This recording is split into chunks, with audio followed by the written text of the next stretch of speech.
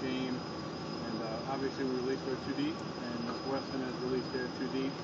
And I can't speak for them, but we started our preparation and getting ready to play a game next week. So if anyone has any questions. Now, I think it's kind of a weird situation, isn't it, in the sense that as opposed to a normal game, we have a little extra time to prepare, but you're preparing for a team that you're probably going off last year's,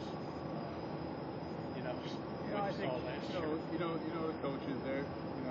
We're all paranoid to a certain extent. So I think a lot of people, we follow what's written in the reports, we follow blogs, the same that you do. And you just try to get a sense, and you just prepare as much as you can.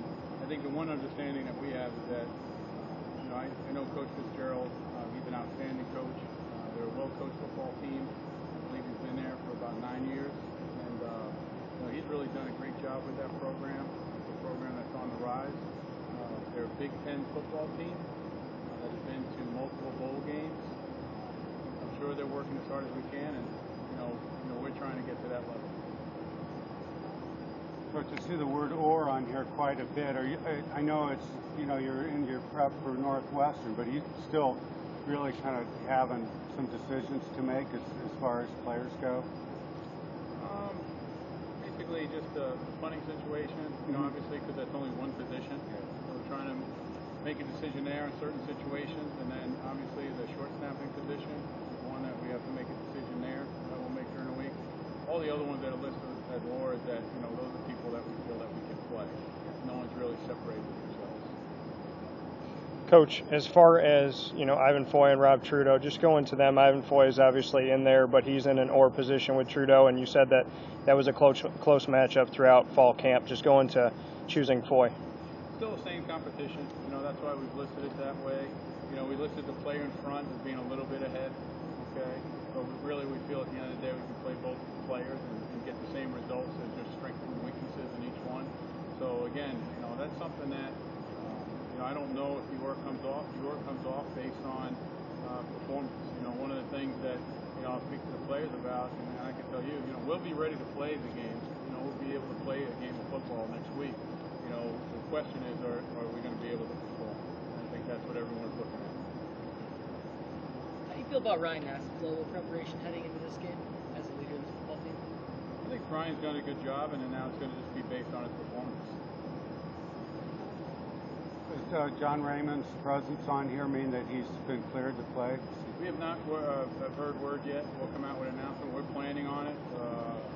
Going according to schedule. It's very easy for us to make the other transition for the player. So, the paperwork's filed from all sides. It's into the NCAA, and now we're just waiting for the decision by the NCAA. But as far as everything that Syracuse has to do and other, people that are involved with the situation, everything's been done from that end. Coach, running back battle, I know at some points no one had really emerged. What was it about Jerome Smith to get the starting nod? I just think consistency. He's done it more than everyone else. I think Prince has had a really good camp. I think he's done a nice job. So I think it's one of those situations where we have quite a few players back there. And, we'll see how it goes from week to week and how they perform. You'd expressed concerns over the past week or so over both conditioning and execution at times. Is any one of those more concerning than others? Or? Well, I think now we should start getting our legs back. Yeah. So we're looking at that. We had they look crisper, coming back. But I think pretty much everyone's going through that. That's been my message to the players. I think we had a very difficult camp as far as especially being on our feet quite a bit. Probably, I would say, out of all the camps that we've had, we've been on our feet more in this camp. But that's what camp is. Camp's difficult, camp's hard, and a lot of people are going through it. I think I've seen a lot of kids push through, some nagging injuries. And now it's just a matter of making sure during the week I'll have a better idea of where we are conditioning-wise. Coach, some changes to the linebacking depth chart from preseason to now. What was it that led to Marquise getting the starting spot and moving Dan inside to the middle? I can't remember the preseason, okay, or the spring. Okay, all I know is it's just based on performance on film, and that's all we went by. So, obviously, Dan's a player that we feel that can play, outside. He can play all three positions. Marquise is a player that has done well for us both both are good football players. Both will be used quite a bit. Likewise, Coach, the evaluation of, you got Jay back, and now it looks like Dion is staying in the tackle position. Was that for the emergence of Marcus Pierce-Brewster, or more for your comfort level of Dion back inside, or for insurance against Jay's health? I just think it gives us some flexibility. We have some more depth in the inside. I think that Dion has shown that he can move in and move out, getting concentrated in there. We feel very good about Jason Bromley with his pass, and we feel good about him playing. Obviously this week, that's what our plan is.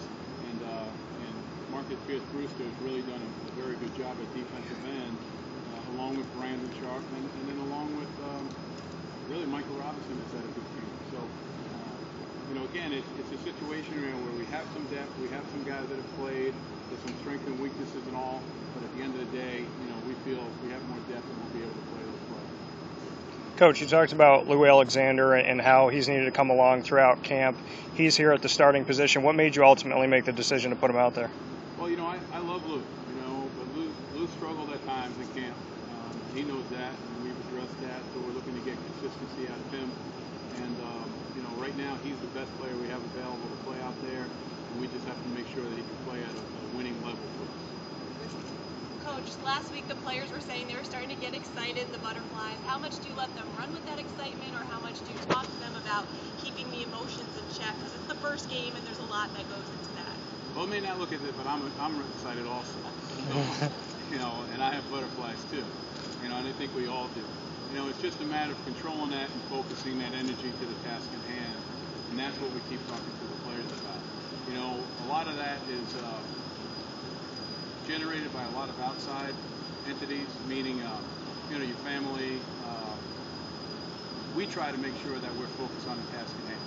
So we talk to our players a lot about concentration. It's been very important. This week, we started with a lot of academics, and school starts on Monday. So, what we're trying to do is make sure that when we go through academics and we go through school, that's what we're focusing on.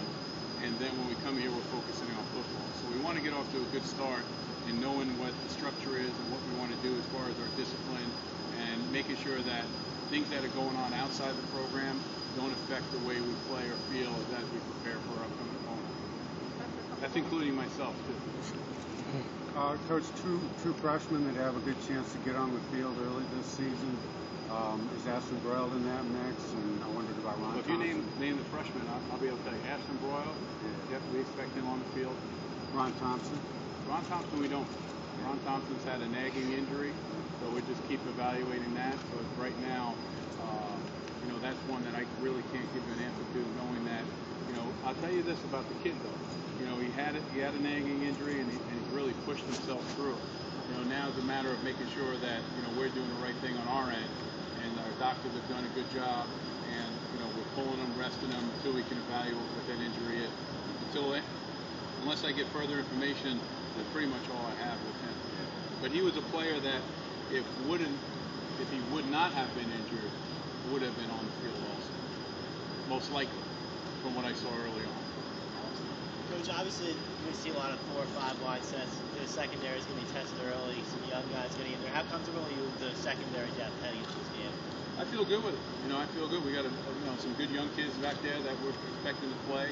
Kind of how Nolan's question was. I feel comfortable if Julian Wiggum has to play. I feel comfortable if Wayne Morgan has to play. We have 3 corners that have had a lot of experience. Brandon Reddish, Rashad Anderson, and Keandre Glenn. We have Shamarko Thomas, who we've been holding back a little bit just on contact, but he'll be ready to go full speed. We got 3 other safeties that have experience. 2 that have experience, 3 that we feel comfortable about. Richie Deshear has been playing quite a bit of football for us. Jeremy Wilkes will be starting. He's played a lot for us. And Darrell Eskridge, we're excited about him. He'll have his opportunity, but he's done a nice job on the field. Coach, working so closely with the tight ends, what ultimately made you select Beckett Wales over David Stevens? Beckett, probably, in the beginning I was nervous. He had a couple of hampering, some injuries that kept him in and out of practice a little bit. So I was nervous as far as, the availability of the player. Beckett and I spoke about that. I think he's done a very good job in the weight rooms with the trainers and the doctors, being able to get out there on the field. And probably, in the past scrimmage, Wednesday night he had an excellent scrimmage. Fort Drum, he played extremely well. So, he's been a good football player for us. We had a good tight end last year, Nick Provo. So, Beckett we feel is a very, very good all-around player, and I give him a lot of credit. And we talk about this quite a bit with them. He's a highly emotional kid, and sometimes that emotion becomes a distraction. Not only for himself but for others around him. And I told him before, I'm very proud of him with the job that he's done, being able to take that energy and focus it on the next play. The situation at fullback, Clay Cleveland, a walk-on start, and then Carl Collar, has he been moved back there? Or? Yes, you'll see, both of those players can play that position, as well. Miles Davis is banged up. He probably won't be available to us. Javon Burke and Mitch Pasecki's back there. But, Carl Cartledge is one, if you remember, and maybe most of you may not, because, it's been a while since he's played. But I'll tell you this, he really, really looks good out there. I'm excited about him. Gosh, I saw him, jump about, 6 inches off the ground, which is, 5 inches more than I've ever seen him jump before, even when he was healthy. Make a nice catch. So, I'm very excited about him getting out there, and he's very excited about being out there. So, he's a guy that can move around quite a bit for us and give us that versatility. Chris Clark, I know when he came in, he had a little bit of an injury, and he was almost invisible at the start of camp. What has he done to get his name on that depth chart? Yeah, Chris has incredible feet. He's got good overall speed. He has very good feet. He catches the ball well. For us, what's tough as coaches is that, and this happens all throughout my career, is that you have players that are a little bit limited early on in camp, and all of a sudden, they're sitting down, they're resting, the players are playing. Obviously the tempo, we try to keep it high, but just the fact that you're in camp, it starts getting lower than what it's going to be on game day. So it's very difficult to evaluate when not everyone's done the same thing. Chris came back in, and we all know the expression fresh legs, and really showed some fresh legs, and it was like a wow, And but to his credit, he's continued to keep that going. So we feel comfortable putting him in there. And again, when I talk about performance of players, we'll be ready to play the game. But when I talk about performance, we're talking about who are the people that are going to make the plays. And as a follow-up question, real quick, I think Nolan kind of asked some of it, but there's only so much space on this depth chart. But when you watch the preseason game, Adonis Amin Moore got carries. Obviously, Ashton had a role in the offense. When you look at your wide receivers, Alvin Cornelius and Ben Lewis all got turns for the first team and showed some sparse of production. Is this a case of this is your depth chart, or? Here's what happened, and I'll be quite honest. I sat down with Sue and I said, I don't want to misrepresent this depth chart. And it's very difficult because one time we put 12 out there on the field first, and we put we put David Stevens on the field, and we didn't put Adam Harris on the field. And after the game, it was, I don't understand, Adam Harris was starting and he wasn't in on the first game. Now, whether that's a non-educated question or not, it's still a question that I have to answer. So what I told Sue was, I said, listen, when we put this depth chart together, okay, and we list these players, okay, as the oars, okay, those are people we're expecting to play, if you see them in the depth chart. So, if we put them out there and they play, it's not like, well, how come, Coach, you didn't put them on the depth chart and you tried to hide this kid? We're not hiding anything. The kids that are listed on this depth chart and the ones with the oars are the ones that we expect to play. If they play, they play. If they don't play, it's not because we didn't feel comfortable about putting them in the game. And that's kind of the point I wanted to get out with the depth chart for everyone. I'm not hiding anything. I'm not trying to trick anybody. These kids, they've deserved it, by film, and they've gone on because it's like I asked Sue, I said, do I have to list just one or two players? And I asked her, I said, I'm going to play a couple of players at this position, and depending on how it goes, I'd rather list those players so the media and the people know that I'm expecting to play those players. Then I asked her, I said, well, should I just list the starters? I didn't know which way to go, and Sue really helped me out trying to make sure we give you guys as much information as possible. So you're welcome. Thank you. So does that mean you're not expecting Adonis Amin Moore to? I think he is. He's going to play. He's going to be in the mix. We had the oars, and again, each player, what happens is, one of the questions was, do you have a running back? Or do you have? If someone is that much better and possesses those skills, then obviously that player will be the starter. But for us right now, there's strengths and weaknesses, little different skills within each player, as we keep acquiring depth of our football team. So, I feel right now that there are 5 running backs that have the potential of playing for our football team that I feel comfortable about. We moved Devontae McFarland to running back late in the year. Hindsight being 2020, I wish I would have moved Devontae earlier. He showed some good things. So we're going to go ahead and put him on the other field and really start training him, but he possesses very good skills, for that position. The one thing that people have probably not spoken to me about, but, Stephen Marrone is someone that has also played that position there. So, again, everyone has seen them. They all have, they all have strengths, for themselves, and we're looking to make sure as a coaching staff that we use those strengths to the best of our ability to give us a chance. Yeah, you mentioned Devontae McFarland and moving him from safety. What was it that you saw in him in his game that really made you decide, I've got to get him farther? I struggled early on. I met with Devontae. We meet with all the players and talk to them. I met with Devontae McFarland, and I really struggled. And what I saw at first was, 6'1", 4'5", 194 pounds that can run and hit. And I think those players are pretty tough to acquire, at least for us from a defensive standpoint. So when you have a player like that, what I wanted to do, and I knew that he was a pretty good running back, or darn good running back. So I made a decision early on, let's put him back there, because we were still working out, the safety position. Shamarko was coming back. We had Jeremy Wilkes. We had, Darrell Eskridge. We had Richie Deshear.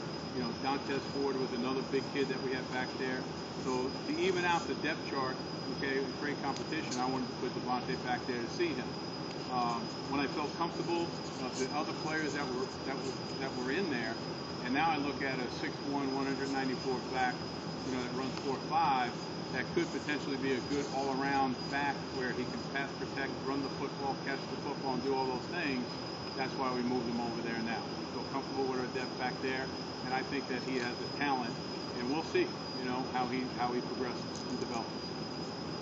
Thanks, Coach. All right, great. Thank you, guys.